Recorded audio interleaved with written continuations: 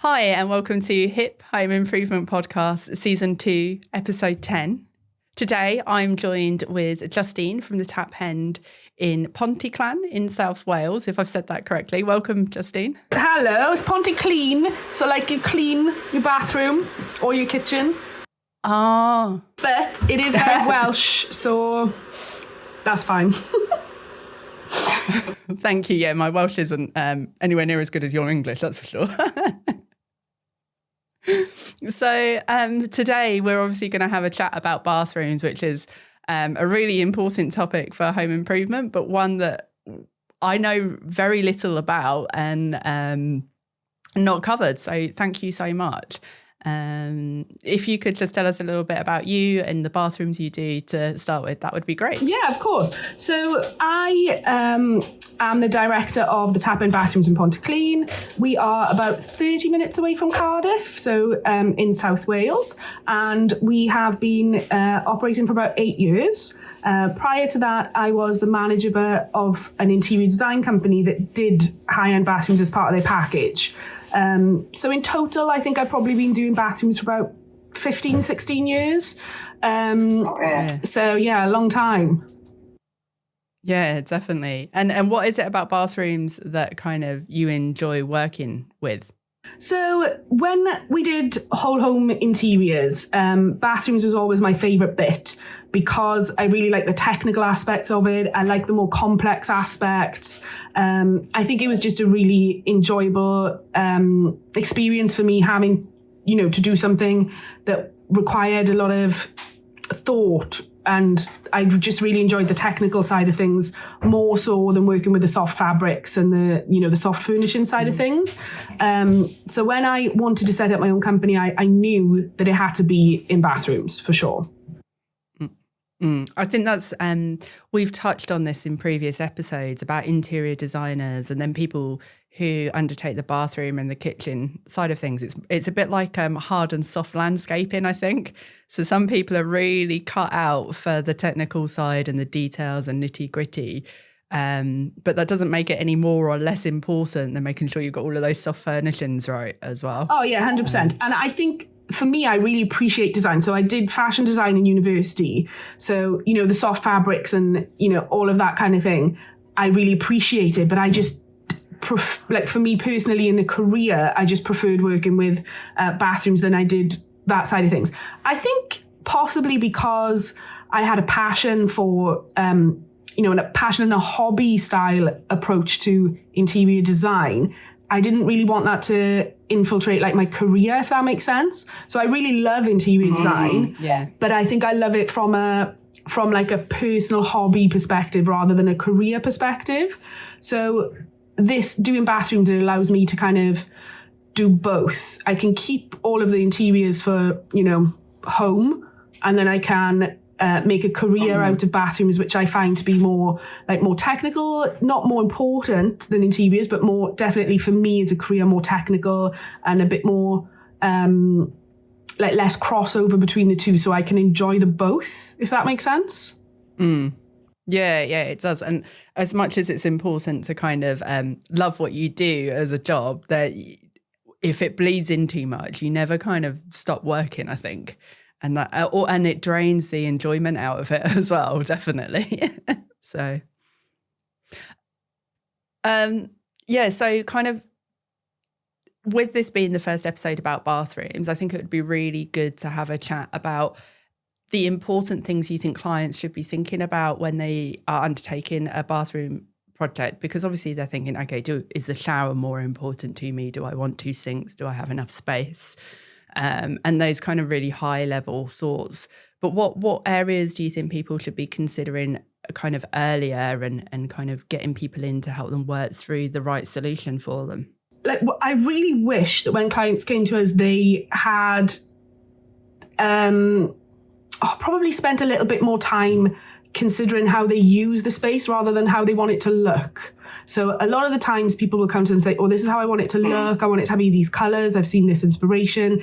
Very, very rarely do clients say, this is how I use the space. This is how I want to use the space. These are my functional problems. A lot of the time it's aesthetic. And I think that bathrooms are so much more than just how they look.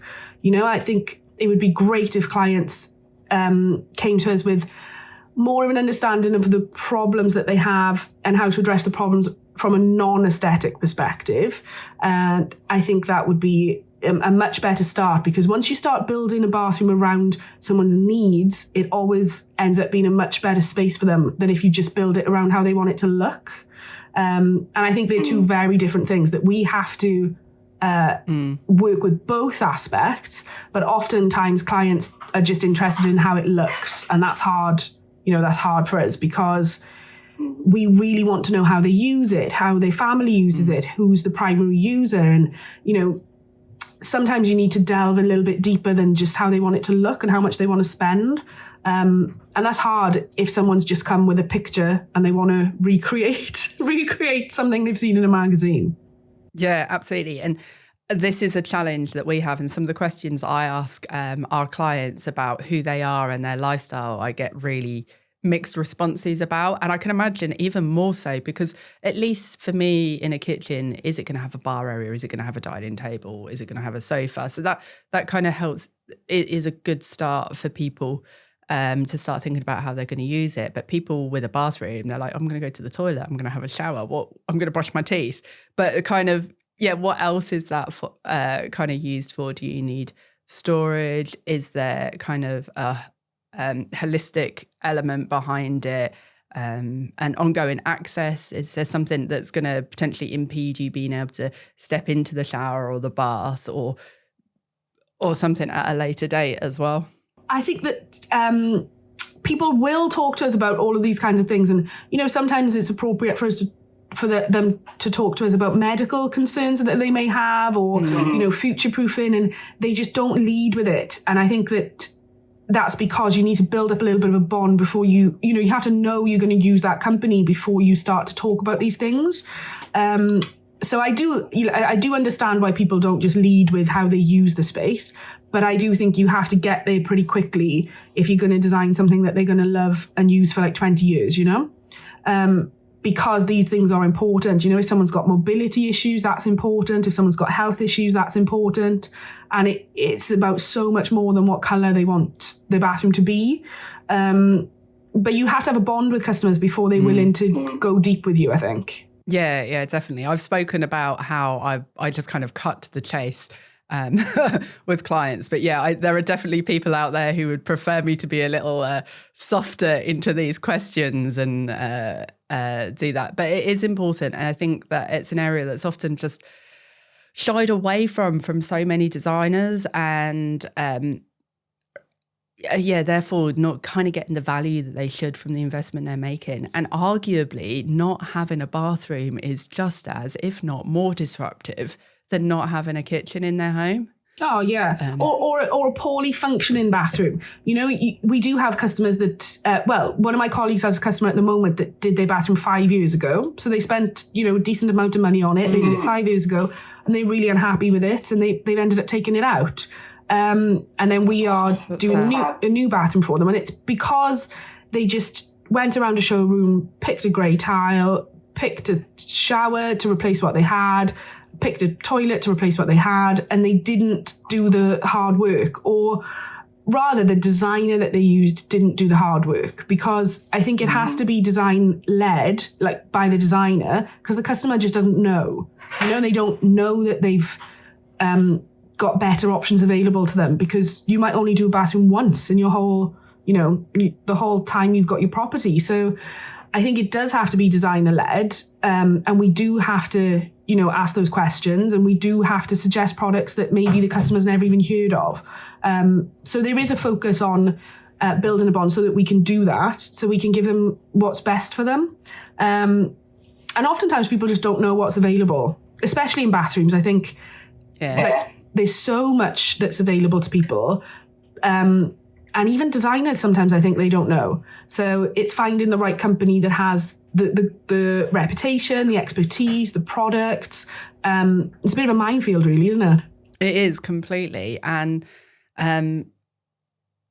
you don't know what you don't know either. So you think you found the right company. And Do you use countless amounts of Saturday afternoons going to showroom after showroom after showroom, or do you go with the one that you're comfortable with? It is so tricky. But yeah, finding someone who is willing to build that relationship and ask some of those uncomfortable questions, I think is really key to the enjoyment that you end up getting from your investment. And I think we've said that time and time again on the podcast. And even when we've had clients on, they've said, having that trust and knowing that the recommendations and questions are all coming from a good place is really, really important. And finding someone who will challenge you means that you're more likely to get a better kind of outcome from your investment as well.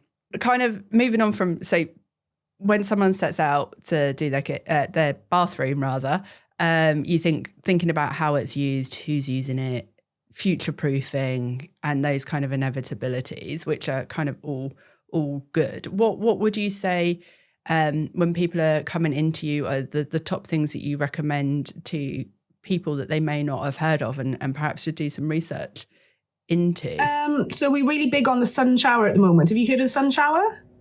No, I haven't. So one of the wellness products that we're really into at the minute, which is new to us, so we haven't had all the training, but we're really excited about it, is the sun shower.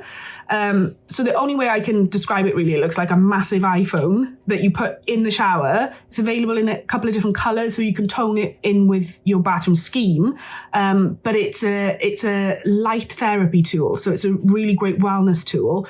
You put it on for 10 minutes in the morning when you have your shower, or 10 minutes in the evening, and the wellness benefits are massive. So it can really help to combat vitamin D deficiencies, which we suffer from in the UK because of the sunlight in the winter.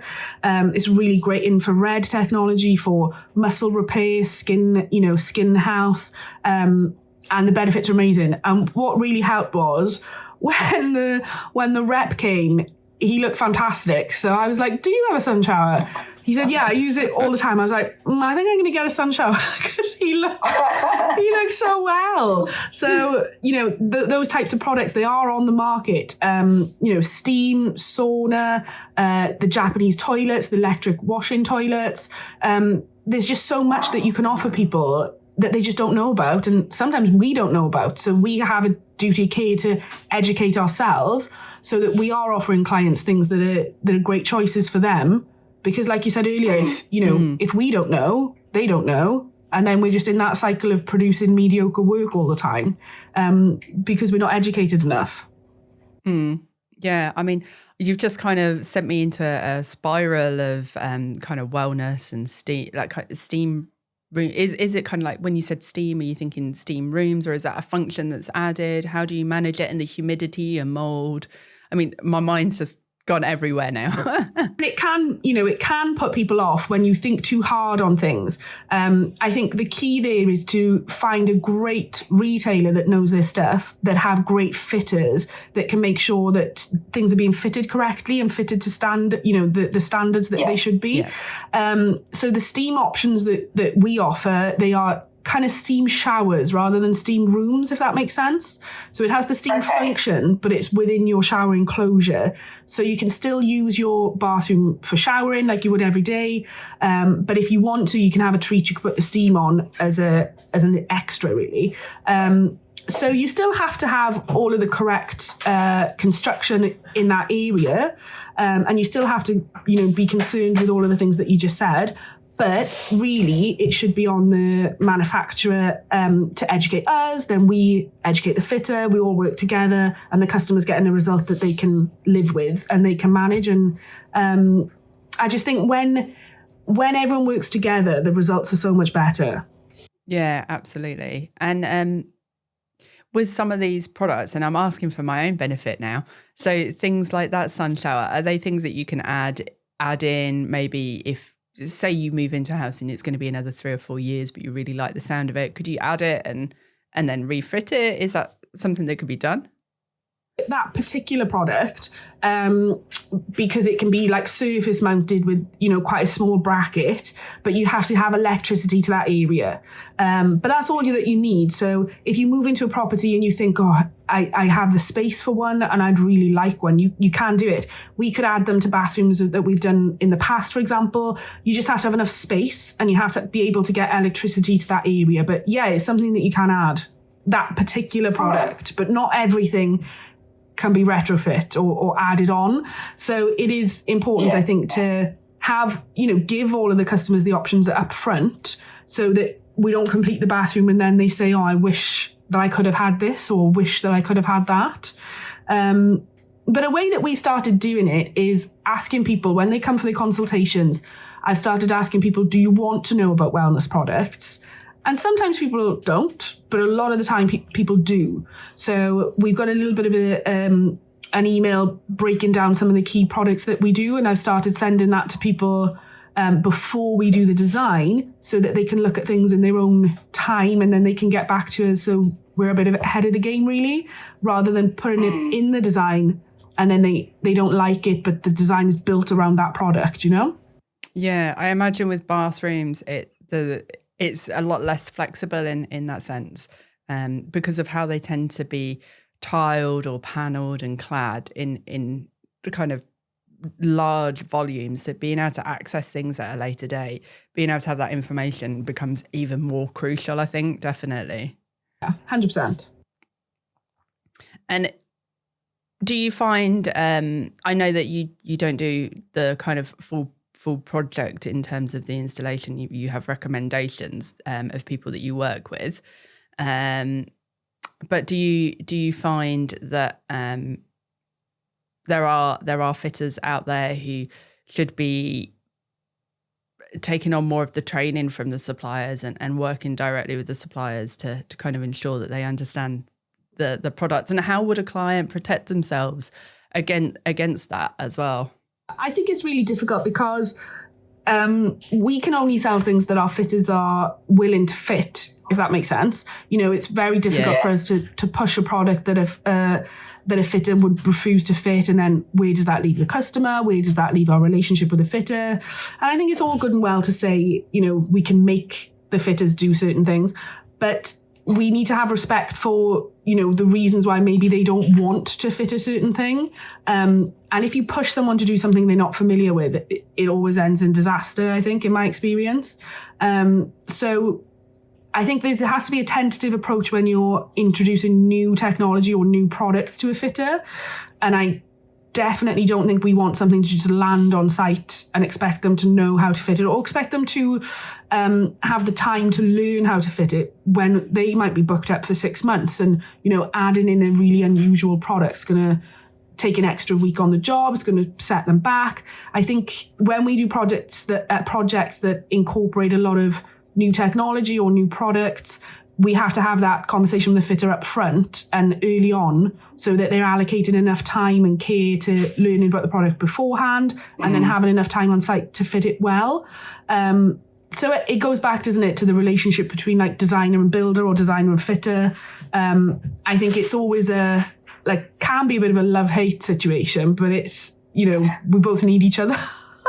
Yeah, definitely love-hate. I'd say that for sure. And I've sorry, I got too into what you were saying. I had another question there, but it's escaped me. Oh, I'm back on track. And kind of talking about the fitters feeling comfortable with what they're kind of using and the products.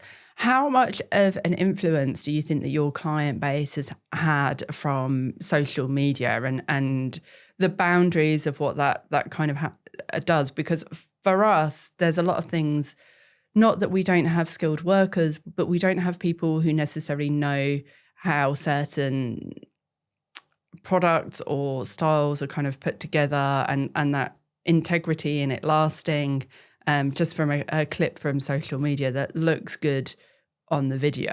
Is that something you have as well? Yeah, I mean, social media's, I think, done wonders for the design industry. When we first started, I I think probably like 99% of our bathrooms were just grey tile, a little bit of anthracite. You know, we were at that time.